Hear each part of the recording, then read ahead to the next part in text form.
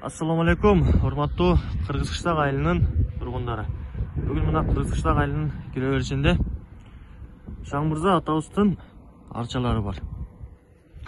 Бул арчаларды Шаңмырза атабыз жакшы ниеттер менен, жакшы үмүттөр менен эгип, элге ушундай жакшы маанай татыласын, атмосфера татыласын деп экти.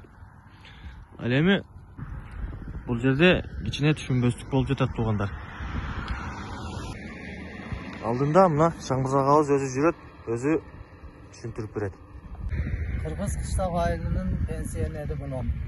Мен şu yerden өкмөтүбүз Дастандын Мажит Кайыркуловдун суранычы боюнча şu yerге мен арча эгип көгөртөбөйүн деп закон ченен укулуп алган эдем. 15 түп арча эккенмин ашын катарга.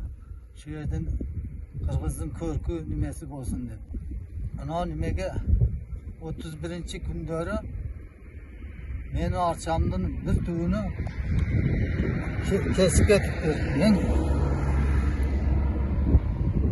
qaysı ahmak aralap alıp ketipti. Участковойга айтсам, участковойдон канатырарлык жооп ала албадым. Муну жакшы карап мекулбасак, bu bardığını kesip ketет okşayıp. Şu zakondu bilgen adamlar bulsa bana jardamlaşıp şu nimeni tabi evimizde sulanam.